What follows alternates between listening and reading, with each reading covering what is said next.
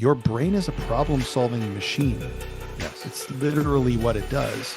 Most of the time, we give it crappy problem solve. Welcome to the Next Level Income Show, where it's our goal to take your income, your investments, and your life to the next level. I'm your host, Chris Larson.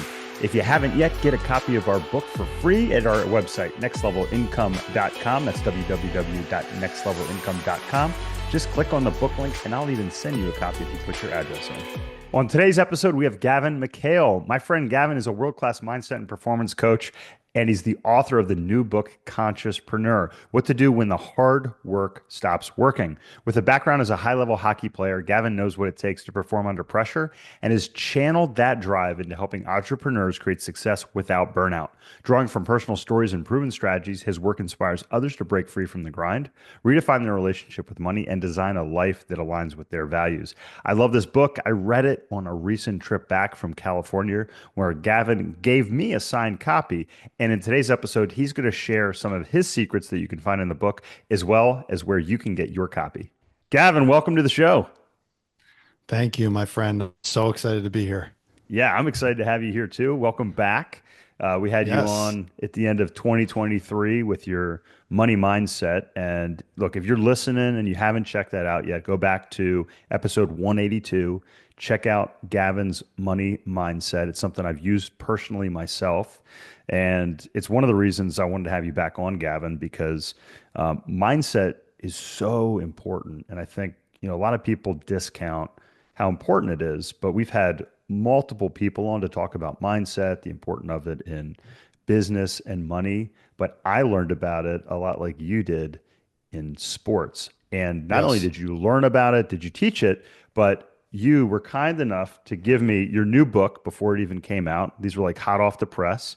I read it on the way back from seeing you out there in California, and now the audience can get it. So before we get started, what's the best way for the audience to get it? Yeah, best way is through Amazon or wherever you want to buy your books online. Yeah. But type in Consciouspreneur book, and you'll find it on there. I know Chris is going to drop the show notes, and then we'll we're put going it right there. Got a school group going and all those things to really help people, as we'll hopefully talk, really dive in and actually do the work in this book. Yeah, no, and that's what I love about it. So we're gonna go through not only some of the things that you share in the book, Gavin, but also the structure, which is quite unique in terms of a book, which is one of the things I love. But for those that didn't catch you the last time you were on the podcast, share a little bit about how you got here and also what you've been up to with your family. I got to meet your beautiful son, who's about 5 months old, as we release this podcast, and such an exciting part of your life here. Yeah, man. Yeah. Most recently, October 4th, 2024, we welcomed a little boy named Henry Max into the world. And that has been, you're a father to two sons. Yeah. It's just, having kids is just the greatest adventure I think that we'll ever go on. Yeah. You learn a ton. It's so hard. It's so fun. It's so rewarding, like the entire spectrum of emotions. So that's been really, not a couple hours ago, I was getting a burp out of him and putting him down for his nap, and now here we are. And that's the cool part about working from home too. I get to do that every day and support my wife, which is awesome. But yeah, how did I get here? I mean, it's been an interesting road, as you in the book. I said to a lot of people, even 5, 6 years ago, so 2018 ish, I would have laughed in my own face if I had known what I was coaching right now. I'm like, this is garbage. This is woo woo. This is stupid. You don't need that. Give me tactics. Give me the sales stuff. Yeah. And that I think came from a long time of what I had been conditioned, and also just this fear of being different from the norm.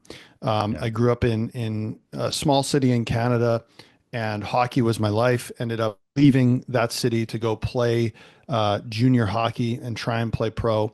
And that's when the real mindset issues started to become exposed. But this was early 2000s, man. Like, as you know, it's like, buck up, figure it out.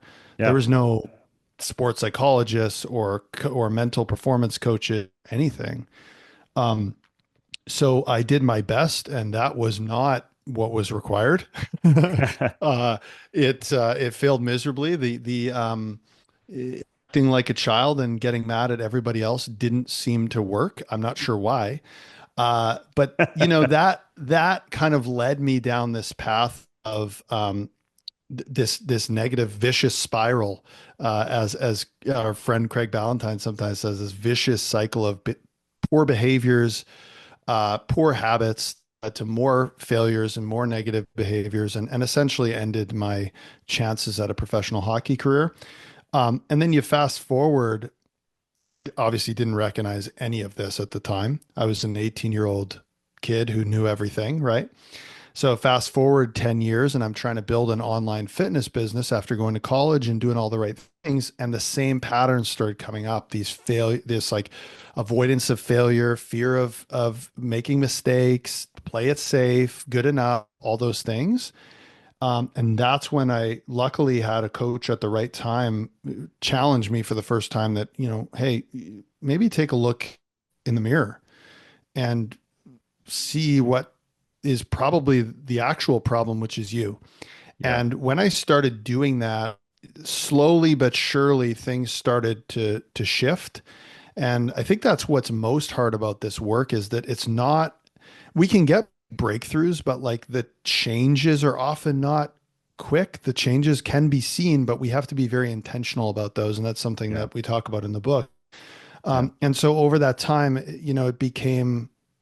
it became really helpful for me in building my business, but also in becoming just a better human being. And then I just really dove in when I started to realize like, wow, like everybody that I talk to has had these same experiences as me, and they all know all the right stuff, but they're not doing it and it's not Yeah. working. Yeah. And that's the subtitle of the book, which is probably my favorite part of it, is Yeah. what to do when the hard work stops working. Yeah. I Because love that. What to do when the that's hard work stops working. Yeah. And that's, I think, sorry, you were finishing a No, statement I there. was just gonna say that's the rub. I mean, we all sit here and get told our entire lives how hard we have to work and how important it is to work hard to get what you want. But Yeah. what do you do when that stops working? Yeah. And I think that's the thing. Like, it's not either or, it's both. You have to have the Yeah. mindset and you have to take massive action, as Tony Robbins says. I've said that numerous times on this podcast. And you just mentioned, your coach kind of brought it to your attention at one point. You were fortunate enough, and I think a lot of people listening will say, "Oh yeah, I remember that." I remember when I had that revelation. For me, it came as a junior site when I was about 18, racing my bike, and I was reading about mindset and visualization from a performance coach that wrote the book that I was given. And I was like, oh yeah, like who doesn't, as an athlete, visualize their success? And then a lot of people know the story about Michael Phelps, where his Yep. goggles filled up with water. And he said, oh, I've done that so many times, not only in the pool, but also in my own head. I knew exactly how many strokes to take. I didn't even need to see anything because I knew Yep. about it. And now we know there's science around the fact that the body doesn't discern stress that we perceive in our mind versus we actually perceive, and how that Hmm. happens. And then the second part for me, kind of that second part where you realize that hard work has gotten you to where you want. For me, I was a very successful sales rep, and I'd been offered the opportunity to interview for a manager role, and then 2 years later, that opportunity came back around. Actually, I didn't want it the first time. Then I raised my hand, and my VP that I worked under, he said, "Yeah, I don't think you're ready for this, Chris." And I was like, "F you." I was like, "What do you mean Yeah. I'm not ready?" I was like, "I was ready 2 years ago. Now I'm not ready." But he was right. And what he said to me was, "Chris," he goes, "Listen." He actually said, "Let's sit down. I want to help you. I want to help you prepare for this." And he actually worked with me for 2 years and helped me for that next step. But what he said to me, Gavin, and this is what really jives with what you said, he said, Chris, I wish I had 100 reps like you. He said, the problem is I don't, and you never will either as a manager. He said, you have to know how to work with all different people, and you have to understand that you have to have these other skills that happen. And it calls me to reflect and develop some different skills and understand where other people were coming from, and realize that that hammer and nail aspect didn't didn't always work as it did, and especially when you get to those really, really high levels. Um, Yeah. Now, Gavin, you said something. You said, "Hey, my coach introduced this to me, but then you said that prevented you from hitting the pro level." I know, I don't want to take away from people buying the book to kind of Oh read the yeah, story, um, dude. but what was the next phase for you after your coach said that? What happened after that? Yeah, so it's funny. Like, so actually, my wife is reading the book now, and she said, Yeah. those of you that haven't read it will. She said, have you like looked up this Coach McTaggart? And that was actually his name for those of you listening. And I Yeah. said, I haven't. She said, you should look him up and you should send him a copy because like Mm. that was a really cool. I said, I can still picture it. I can still, Yeah. everything about that scene. Yeah. In that moment, so that coach in Yeah. that moment, as an 18-year-old hockey player who is in the midst of a terrible stretch of hockey and just a tough time in my life, um, it's funny how I remember it now, but in the moment, completely dismissed it. It Mm. was like, Yeah. that's great, thanks for that. But I think the higher level, best version of me knew that there was something there, and that's why I kept it there. But in the moment, I didn't think that I needed to change my behavior. My Yeah. behavior was perfect because I was 18 years old. It was a coach when I was, you know, 10 years later, a business coach who I think maybe reminded me of that and kind of had that Yeah. recommendation. Yeah. That's where I really found the change. And honestly, like I still fought it. I don't know if other people have this experience, how many times we need to be punched in the face by something. And if you again who haven't read the book, I was punched in the face quite literally, and still didn't get it. There's a little Those foreshadowing. watching know that just looking at the screen. They Yeah. can. I'm just kidding. This crooked little thing. I wouldn't. There's Um, no chance I would say that to your face. For those of you watching, you don't realize that Gavin's, more than half a foot taller than me here. So, yeah. Well, especially that hair, if you man. saw if you saw my fights, you wouldn't be too worried about saying it in person. Um, but yeah, so I we often need to be reminded of these things, and there's that great saying that when the student is ready, the teacher will appear. Right? And Yes. Yeah. unfortunately, the teacher appeared multiple times for me, Yeah. in the form of the world and life showing me things, but also in the Yeah. form of coaches and people trying to show me things, and I didn't recognize it. And Yeah. finally, after 10 years on from not making pro hockey, I did recognize it. And that's when I started to pull on some of the threads of what are the stories that I'm telling myself Yeah. you had said when you got the opportunity to go to manager, like these are so ingrained in us that we don't even think to question them. Like we're like, what are you talking about?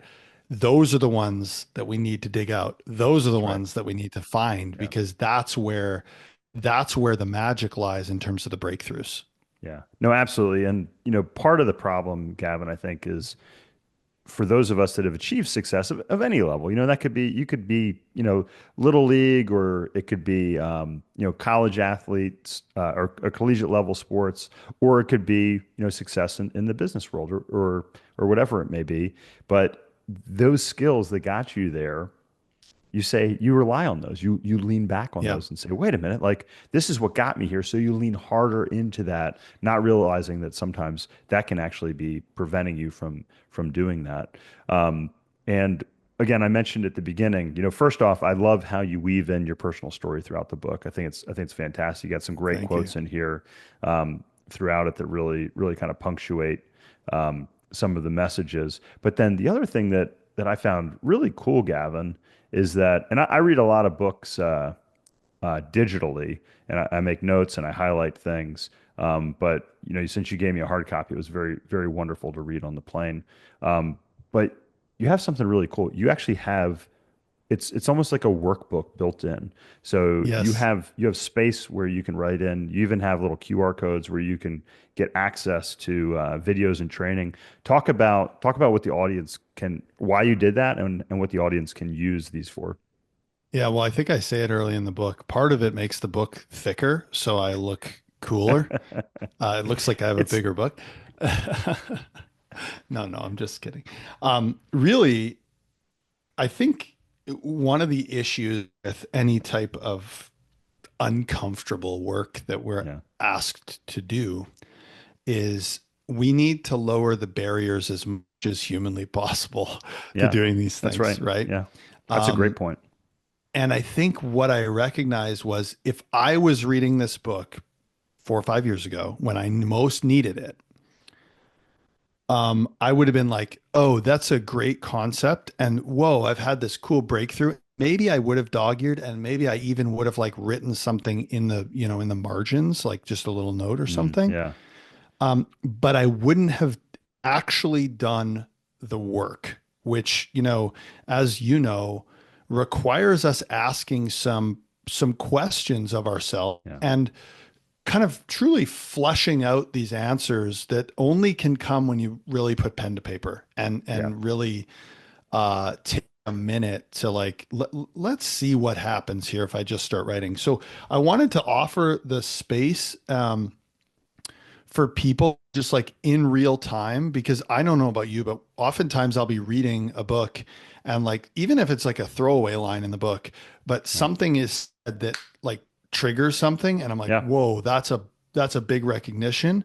And you just hope and pray that you're gonna have something nearby that you like write on or your phone to like, put that in the notes or whatever, and then you yeah, hope you can find it. Now it's right there, right? yeah, It's right there, it's in there, and the places where you're being asked to ask the most difficult questions of yourself and really bring up some, things that were probably lurking deep underneath the surface. There's an opportunity to get to it right away. That yeah. was the big reason for that. No, it's great. And again, I take notes. I put it in. I've got a kind of a second brain, as I call it, that I use Yeah. my Notion software for. But I oftentimes when I'm reading, I stop and I interrupt myself and do that. And I think it's a great tool, especially for things like this, because when you're looking a little bit deeper, as you were saying, with respect to kind of your mindset, it's really important. And then one of the coolest things, I was going back through, I did a Tony Robbins course on CD with my Yeah. now wife back in 2005, and I had a journal and kind of a workbook that I did, and man, I never looked at it, Gavin. I put it away in a drawer somewhere. And it was neat because it was with like my training journals from cycling and everything. And I'd have little That's cool. little notes in there and what I ate for the day and the training I did, my heart rate, all these things back to when I was like a teenager. And I pull this journal out, and Tony Robbins is a big mindset guy as well.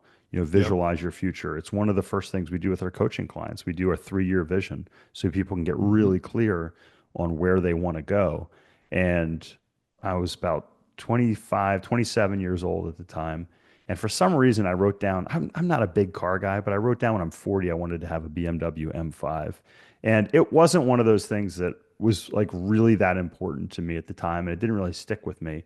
But it was one of the things I wrote down. And I moved into this house and I was 40 years old the year before.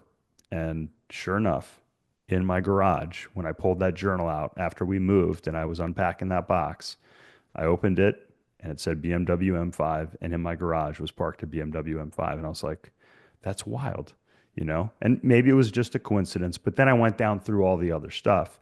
And what I Yeah. found was all those things that I had gotten clear on, got my mindset clear on, had come true to a large degree within there. And I've seen it time and time again with my coaching clients. Those that are successful are those that not only have the right vision, but also have the right mindset. What have you seen Yeah. working with your coaching clients with respect to that?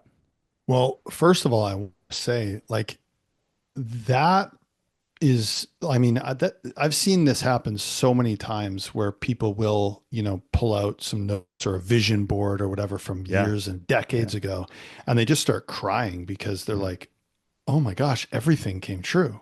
yeah, Right? And it's almost like you forgot about it, but your yeah, subconscious didn't. yeah, And absolutely. this is the power of that type of work and the exact type of work we do in the book. Unfortunately, this is also the power of the flip side, which is these programs are running in the background. Like Mm, if you grew up, let's say, for example, you grew up poor, or you grew yeah. up not even poor, but with a poor money mindset, as I did. I grew up middle class. My parents were great, but with a poor money Yeah. mindset. Yeah. That program is now running in the background without me doing anything. That's my default programming. Yep.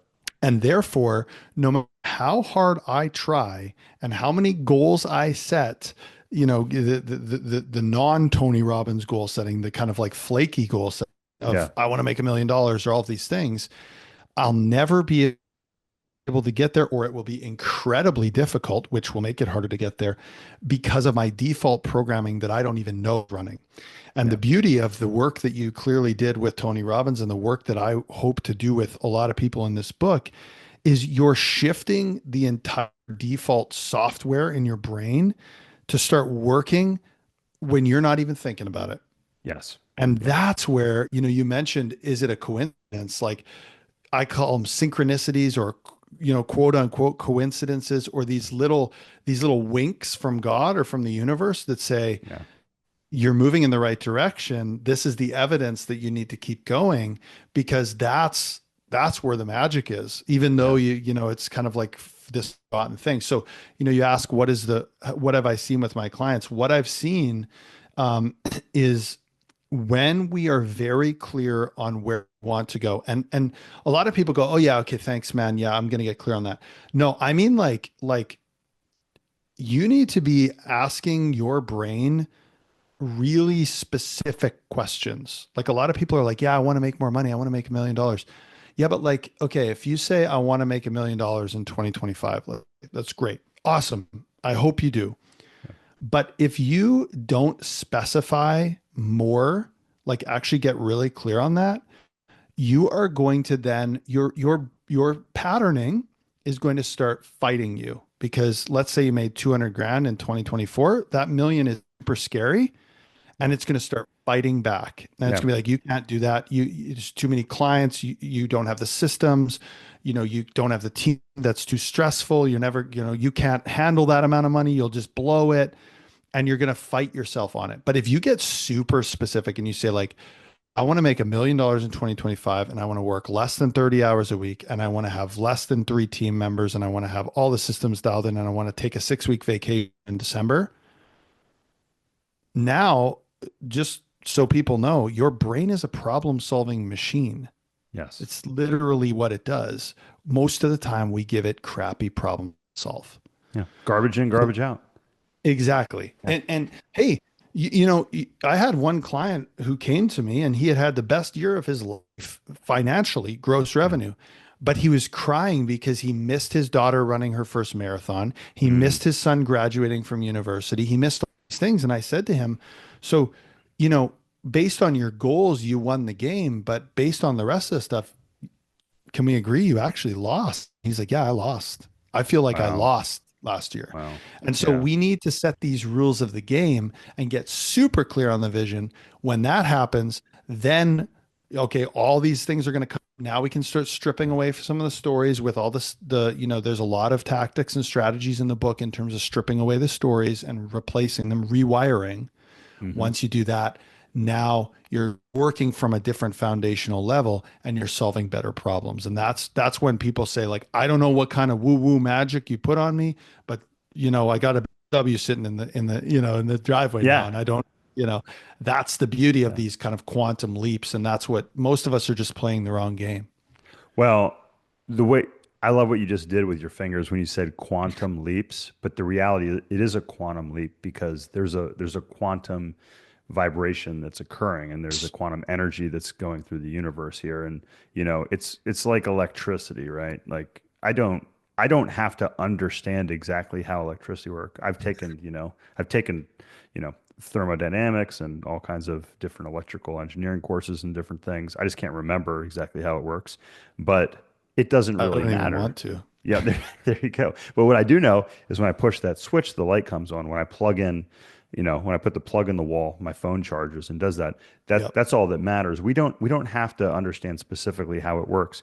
But like you said, we know that if we focus our brain on these problems, our brain will solve these problems while we're awake, while we're asleep. But also we will bring the solutions, the resources into our life that we need to solve these as well. And I think that's the big thing. And I can say, not only from talking to you, from using your meditations, Gavin, but also from reading your book, you've got the formula in here. So if you're listening today and you want to achieve one of those quantum leaps, click on the link below. Get Gavin's new book, Consciouspreneur. These techniques are proven to work. And if you're wondering, why should I listen to some guy who's a washed up, pseudo pro hockey player for success? Take a look at this book and you'll see, because the people like Gavin that have not only achieved the success in multiple areas of their life, but also taught others to do it, have the secrets in here. Gavin, one more time, what's the best place for people to grab a copy of your new book here? Yeah, head to Amazon or on wherever you buy books and type in Consciouspreneur book. It might try and fix your spelling on that. So make sure the spelling's right. Consciouspreneur book. We created a word, guys. We created a word, Consciouspreneur. And you'll be able to find it and you'll be able to grab your copy, and get in our community and all those things, because, nothing better than rewiring your beliefs in your brain with friends. I love it. I love it. And thank you, my friend. I appreciate you joining and sharing all your wisdom with our audience once again today. I appreciate you having me on, man. Great conversation. Hey, Chris here again. I hope you found this episode valuable. Now, I have one more thing to gift you. We have a page for my coaching clients where you can get a free copy of my book, as well as much more from previous guests on the show. Just check out nextlevelincome.com/coaching to get a free copy of my book, audiobook, and much more. I'll send you a copy of my book and cover all the shipping costs as a thank you for listening to the podcast. Also, please like, share, and take just 90 seconds to give us a rating on Apple Podcasts.